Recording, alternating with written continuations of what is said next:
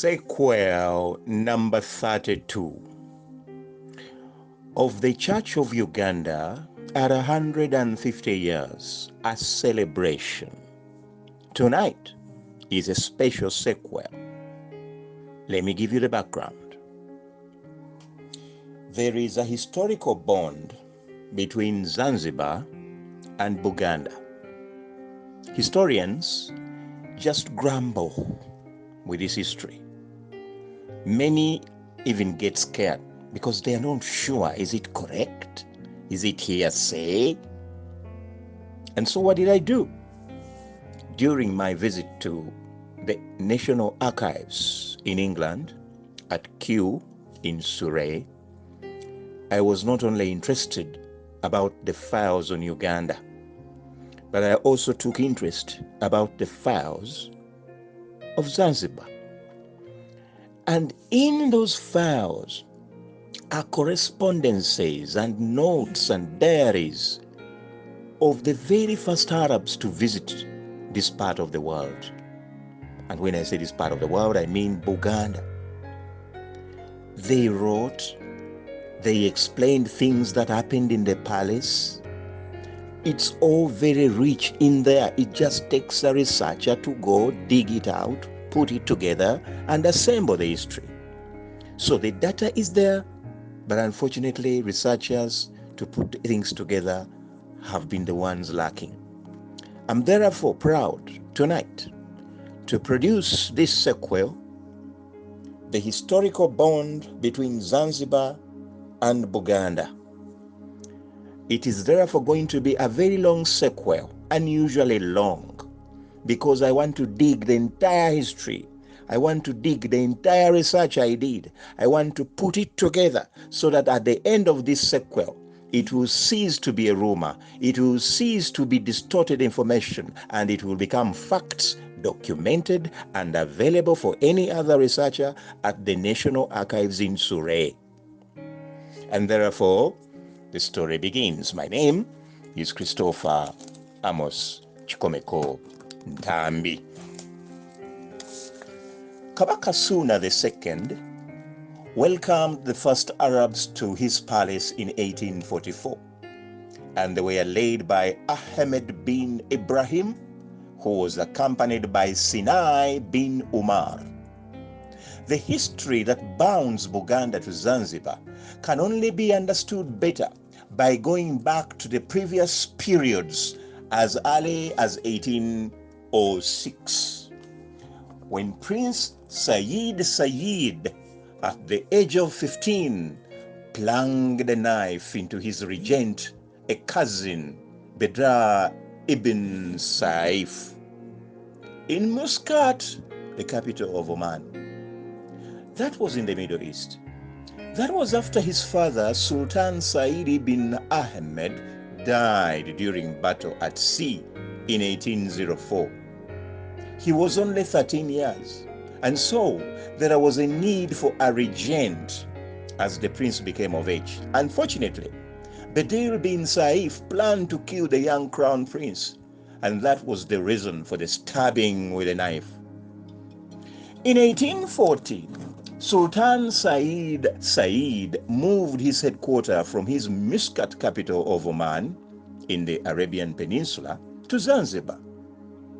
He did so because he had regained control of the entire East African coast following battles to do so from as early as 1817. The East African coast was growing richer every year as trade boomed. It had become the richest part of the Oman Empire.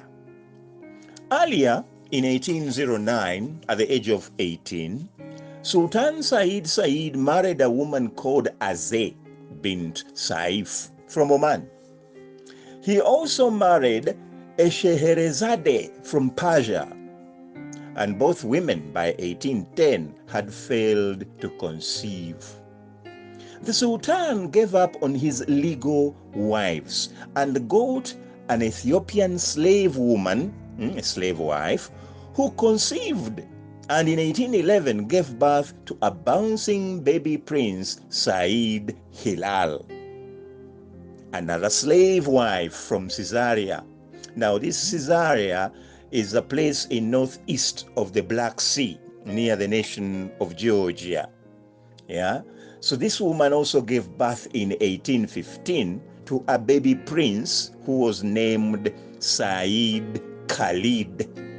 Then in 1835, baby Prince Said Majid was born to another Caesarean slave wife, but this time in Ugunja in Zanzibar. Ugunja was the capital of Zanzibar at that time. So Sultan Said loved cloves for the evergreen tree garlic flowers used as spice, cloves. Now, cloves were introduced in 1818 in Zanzibar, and they grew extensively in the island. Also in the other island of Pemba. Yeah. The Sultan encouraged his subjects to grow cloves instead of coconut. And so the need for land meant that Africans who were on the mainland had to be displaced to go further in the interior to create all this coastal area for the growing of cloves. So large Arab-owned clove estates in the 1840s made Pemba and Zanzibar the world's leading clove producers. Then the Sultan put the control of customs, leading bankers, merchants, traders, and moneylenders in the hands of Indians. They used to call them Banyans, Banyani. They were hated by Arabs, but very efficient, and the Sultan took their advice on financial matters. So in 1835, the Sultan ordered the Arab caravans into the interior of East Africa, and the ones that visited Buganda did so and arrived in Buganda in 1844. And those are the two gentlemen I mentioned earlier. They brought the Islamic religion, teachings. They brought clothes, the sukas, the kanzus, the coats. They also brought rice. They also brought guns, and all these were in exchange for ivory and slaves. Slave trade was still a booming trade because it was not until 1873 that it was outlawed at the East African coast. But unfortunately, it took the British East African rulers to enforce it with a ban at the coast. Now, Suna II was most pleased with the guns because he was at war with the Bunyoro. Okay? So the first Arabs in 1844 in Buganda stayed around for some time. And during one of their audiences with Suna II, his consort Goryoka, I'm talking of the Kabaka having so many women. So one of his consort called Goryoka, who had a 3-month new baby boy, made a trivial breach of etiquette. The bloodthirsty Kabaka was so angry because it was done before visitors that he ordered the execution of the consort. After all, he had so many like her who were babysitting, who had babies or were breastfeeding.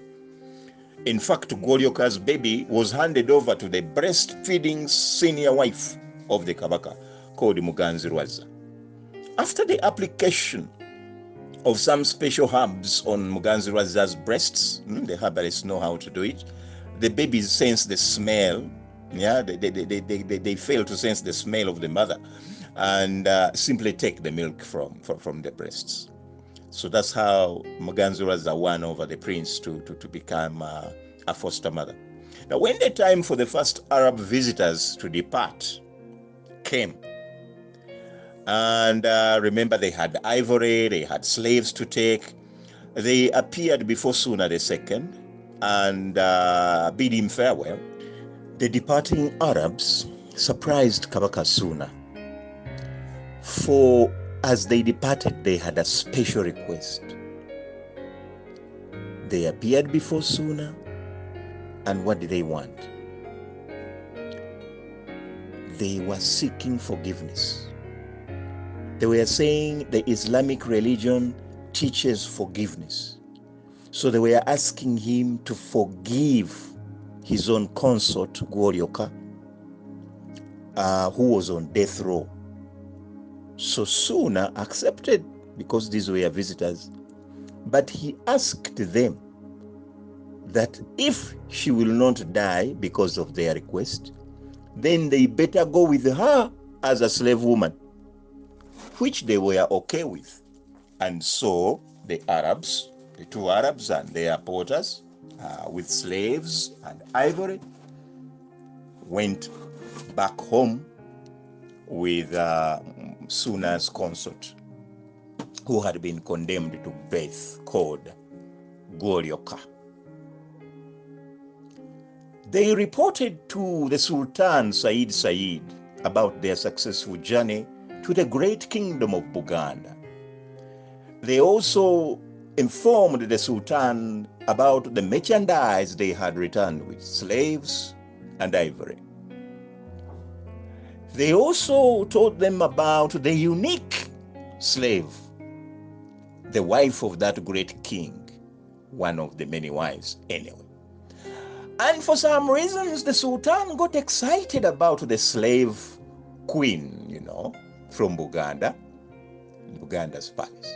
And he ordered that she be added to his Surias. Now, who were Surias? Surias were the royal slave wives of the Sultan of Zanzibar. And there were more than 60 in the palace.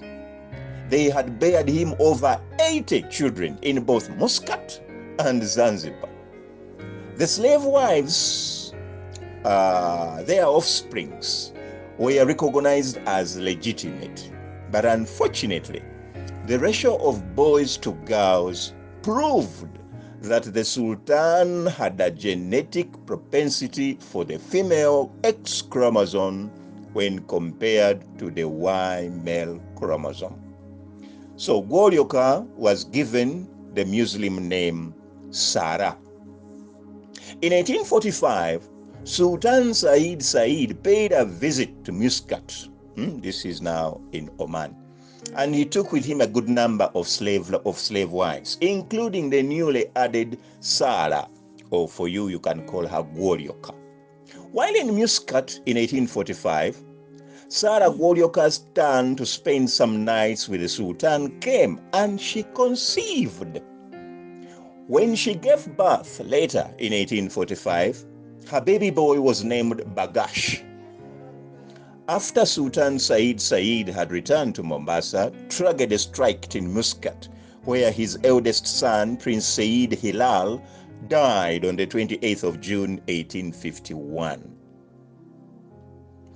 He had got some illness, and it was a short illness, and he died at a very young age of 39. Now, the Sultan had a very bad relationship with his fallen eldest son. And in fact, he fell ill while in exile.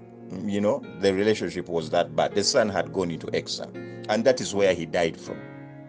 Now, the Sultan's favorite son was his second eldest son, Prince Said Khalid, who was 35 years in 1851.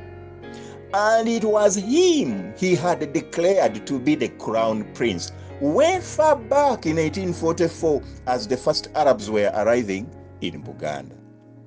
So in 1854, Sultan Said returned to Muscat, and while there, his second eldest son, Khalid, the favorite, Khalid, who was also the crown prince and who was very far away in Zanzibar, fell ill and died. This happened on the 7th of November, 1854. Khalid died in Zanzibar and was buried there in the presence of his 8-year-old brother, Prince Bagash. Now, remember, Prince Bagash is Goryoka's son, who had by that time returned with his mother, Sarah Goryoka. Now, in the Arab culture, a monarch must always have a publicly known crown prince, just like I think in Britain. Therefore, Said, who was still in Muscat, appointed his Caesarean slave wife's son, Prince Said Majid, who was in Zanzibar, to be his crown prince. In 1954, the new crown prince was only 18 years old.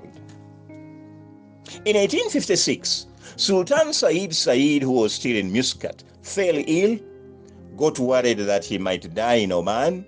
He therefore boarded the ship. The ship was called Queen Victoria, and he set sail for Zanzibar with many of his slave wives and sons.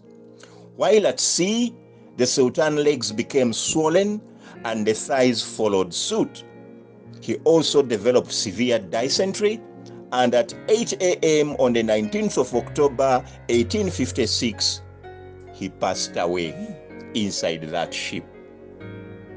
Now, the first Arab to visit Buganda, Ahmed bin Abraham, later wrote that Suna II died in the same month and year as Sultan Said, according to the records I saw at Kew, the National Archives in Surrey.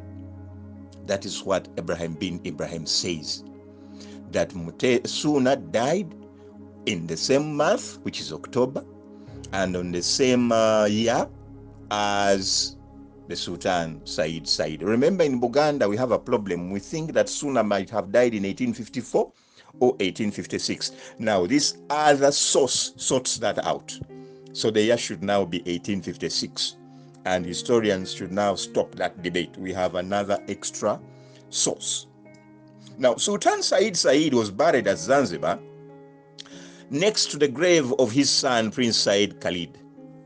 The empire was then divided or split into two, and Prince Tuwaini ruled Oman in Muscat, while his brother Said Majid, the former crown prince, became the Sultan of Zanzibar, aged 20. The fallen Said, remember these are not the same names, the other one is Said Majid. But the fallen Said left 75 slave wives, 2 legal wives, the ones who could not bear children, and 112 living children. And perhaps that is why his successor and son, Sultan Said Majid, proving to be different, had only one offspring, a girl, Kanofara bint Majid. Now, he was on the throne for only 14 years, and only suitable prince to replace him on the crown became his brother, Prince Bagash, the son of Sara Goryoka. Sultan Bagash bin Said was crowned in October 1870, and the news sent Buganda's insiders with joy when some visiting Arabs briefed them that Kabaka Mutesa had a brother on the throne in Zanzibar. Sultan Bagash was 25 in 1870, while Kabaka Mutesa was 26 years at the time. The Queen Mother Goryoka, with 2 sons on separate thrones, was invited for a state visit in 1876 by her son Mutesa, who had never seen his mother. Unfortunately, the most bloodthirsty Queen Mother, Muganzi Rwaza, the worst bloodthirsty Queen Mother in Buganda's history, Muganzi Rwaza, had other plans about that visit. Muganzi Rwaza had butchered over 90 princes in 1856 and had their corpses thrown in the steep valleys of the Nakatema and Sanji royal killing grounds and prison. Only a few princes survived the massacre, including Nuhu Mbogo and another Prince Kalema. They were the only survivors, and the reason why they survived was because for them they were in prison. Now, Muganzi Rwaza carried out the massacre to remove any threat of a succession battle and for his adopted son, Prince Walugembe Mutesa, to take the throne. And that is what happened. Therefore, any visit of Sara Goryoka would destroy Muganzi Rwaza's prestige and expose the fact that she was only a foster mother. Muganzirwaza got a stockpile of unknown quantity of ivory. She also used the same as payment to some Arab traders from Unyamwezi to hatch a plan to block the royal visitor from Zanzibar. A group of trusted royal palace page boys left Buganda on the new moon day towards the end of May 1876 with some Arab officials for Zanzibar. Muganzirwaza's Arab conspirators were alerted, and they witnessed the warm reception of the Buganda caravan porters in Uganda, the capital of Zanzibar, who had therefore gone to prepare for the state visit of Muganzirwaza to Buganda. Their return journey began on the 1st of July 1876, and it was a big day in Ungunja, as Sultan Bagash bin Said showed up at the port to see off his mother for the sail southwest about 40 nautical miles, call it 73 kilometers, to Bagamoyo or Sagini port at the coast of East Africa. Then a big steam door ship was to be used for the 2-hour sea journey, and in those days, I'll call it Sardini if you want, or Sardani or Sardini, was the mainland outport, not Dar es Salaam, which for you know today. And therefore the Sultan added other porters to the group, in addition to the page boys who had arrived from Buganda, and some 2 Arab officials for his mother's state visit journey to Buganda. The Queen Mother was attended to by 4 slave women, and they were to go with her all the way to Buganda. I want to disappoint you. There is a tragedy that happened at sea, which I don't want to go into details. It is very disturbing when you read about it. And in fact, if I was to tell you what the documents say, you will end up removing that name Muganzirwaza from that arcade at Katwe. I can assure you. So I'm not going to go into it. It has been hidden. It has been denied us. Researchers are scared. They don't want to tell you exactly what happened. But a tragedy happened at sea, and Muganzirwaza died. Sorry, not Muganzirwaza, and Gwolyoka died. Not only her, including her slave women, the ones who were to be in charge of her royal party. Now, the Royal Navy on patrol recovered some floating bodies, but that of the Queen Mother Gwolyoka was never retrieved from the deep Indian Ocean waters. And so a state of mourning befell the palace at Ugunja in Zanzibar. The news of the tragedy at sea took 3 weeks to reach Buganda, and Katikkiro Mulere, mark this name, the Katikkiro was Mulere in 1876. And Katikkiro Mulere took a day devising how to tell the cruel Kabaka. Now, this is by the records of the Arabs at the archives at Surrey. These are the details we don't have anywhere in our archives. Makerere doesn't have them. I haven't seen them at the National Archives. I haven't seen them at UCU. And for some reasons, they are not in the files on Buganda or Uganda at the archives in Surrey. But here they are in the archives of Zanzibar. Now, that they now say that the news of the tragedy at sea took 3 weeks to reach Buganda, which means again the Arabs took the news. And Buganda's Katikkiro Mulere took a day devising how to tell the cruel Kabaka. Yeah, because his name was actually Mukaria by that time. Now, that was his undoing. Katikkiro Mulere, that was his undoing, because his delay to inform his boss was superseded by Muganzirwaza, who, without appointment, stormed the palace to deliver the sad news. Now, Mutesa did not believe the news, especially when told that his Katikkiro Mulere knew already. So the Kabaka went to the royal palace mosque to lead prayers. Remember, this is 1876. He's leading Muslim prayers. As usual, he never removed his sandals, never faced Mecca, and had refused to be circumcised.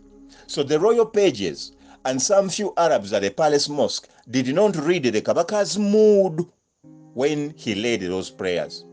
They assembled outside the palace to repeat the same prayers, saying that the Kabaka led prayers which were a sham, given his unsuitability to do so.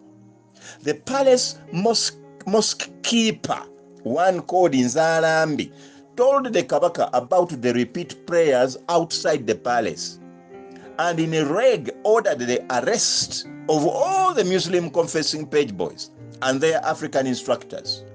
No one could understand where the Kabaka's reg had come from, apart from Muganzi Rwaza. The Kabaka went to the assembled Muslim faithful and accused them of the crime of despising a Kabaka of Buganda, as witnessed by the mosque keeper Zalambi. He condemned them to death penalty, and he announced that from that day he would quit the Islamic faith.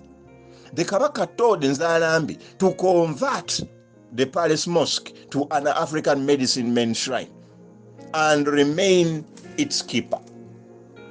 Now, when Katikkiro Mulere eventually showed up with the sad news from Zanzibar, the Kabaka simply stabbed his Katikkiro to death. He stabbed him with a spear. He, however, dismissed everybody in front of him and appointed the county chief of Budu, Pokino Mukasa, son of Muzinga, as his new Katikkiro.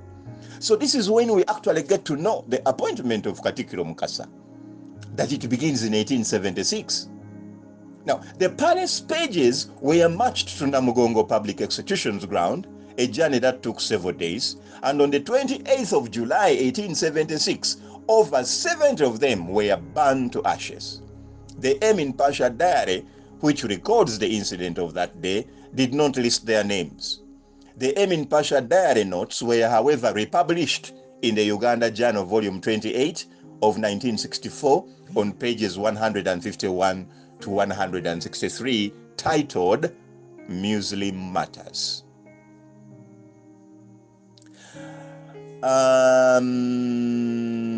Therefore, we now have proof of exactly what happened. Why did Mutesa kill the Muslims? We don't have now a problem. We know exactly what happened, and I actually don't intend to take you back to that history. However, now let's go back to Zanzibar.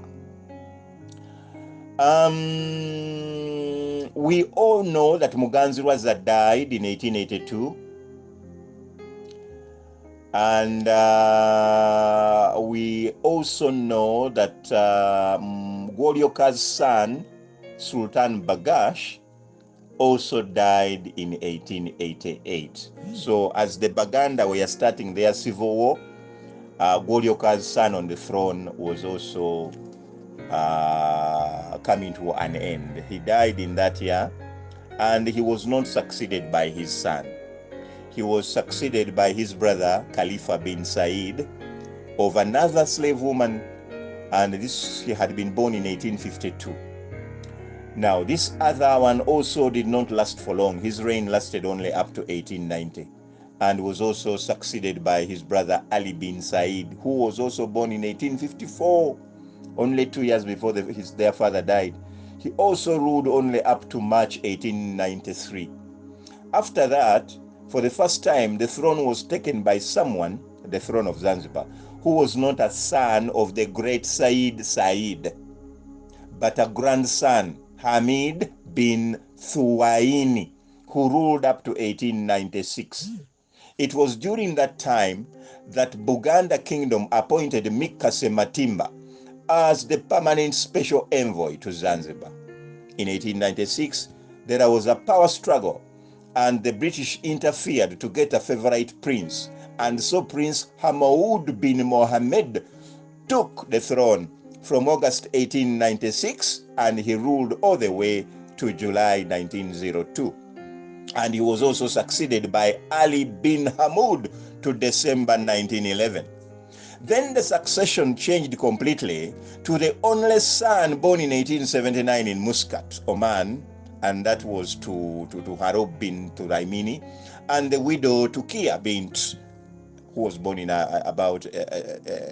bint Taki of Hamad bin Thuwaini, the first grandson of Said, to sit on the throne. Now, that was in 1879. Prince Oman was called Khalifa bin Harub, and taking the throne in 1911 at Zanzibar was aged 32 years. He made a record as the longest reigning sultan because he ruled for 48 years. He came to read about the bond that existed between Buganda and Zanzibar and sent his crown prince Abdallah bin Khalifa in 1948 for a state visit to Buganda. Unfortunately, the Kabaka Mutesa II at the time was away studying in England. The visiting crown prince opened the old mosque at the main entrance of Makerere College, which the Zanzibar government had contributed as far as constructing it was concerned.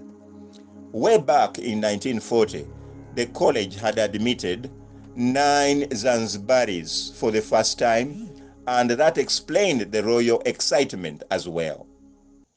Then history was made when in 1953, Kabaka Edward Mutesa II became the first ever Kabaka to visit Zanzibar.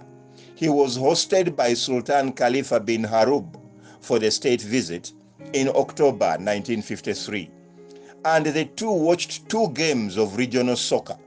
It was the Gosage Cup, and Uganda beat Zanzibar 5-1 to qualify for the finals. In the finals, the cousins, Mutesa and Sultan Khalifa bin Harub, sat together and they watched Kenya beat Uganda 6-2. Then, as Kabaka Edward Mutesa looked on, the Sultan Khalifa bin Harub handed over the Gosage Cup to the captain of the Kenyan team. Now, the following year, Sultan Khalifa bin Harub returned the visit to Uganda as the first ever to do so in the history of Zanzibar. Unfortunately, Kabaka Mutesa II had been sent into forced exile to Britain, and he missed to receive his cousin. Sultan Khalifa bin Harub did not forget to visit the mosque at Makerere College during his visit, and that was on the 30th of April 1954, where he was received by the principal, Sir Bernard Bibansen. Sultan Khalifa bin Harub died on the 9th of October 1960 and was succeeded by his son, who had visited Buganda in 1948. Kabaka Edward Mutesa II, in a bid to cement the ties with his nephew, the Sultan of Zanzibar, sent his favored successor, who then was only 7 years old, Prince Ronald Mutebi, for a state visit to Zanzibar in December 1962. The Buganda prince was received by Sultan Abdallah bin Khalifa with full pomp and ceremony. The visit lasted over 20 days, and Prince Ronald Mutebi was accompanied by Prince David Simbwa and his private tutor, Heathcote Amory, and G.W. Chikabugo, the assistant private secretary of the Kabaka. On the 1st of July 1963, the Sultan died and was succeeded by his son Jamshid bin Abdallah, who saw Zanzibar gain independence from the British people or colonialists on the 10th of December 1963. Unfortunately, an anti-monarchy revolution broke out, led by a foreigner who was a house painter and an ex-policeman and had migrated from Kenya, although he was a Ugandan by birth. His name was John Gideon Okello, who led a spear and machete-wielding rioters in a massacre of Arabs and Asians, and eventually overthrew the Sultan on the 12th of January 1964. The Sultan and his family fled via water, and the Sultanate of Zanzibar came to an end, while the Ugandan, who had led the rebellion, eventually was also expelled, and he was returned home to Uganda. Therefore, brethren, the bond that existed between the royals of Zanzibar and Buganda and has been kept for the last 120 years has with this particular sequel being now documented and proved for posterity. May the good Lord bless us all.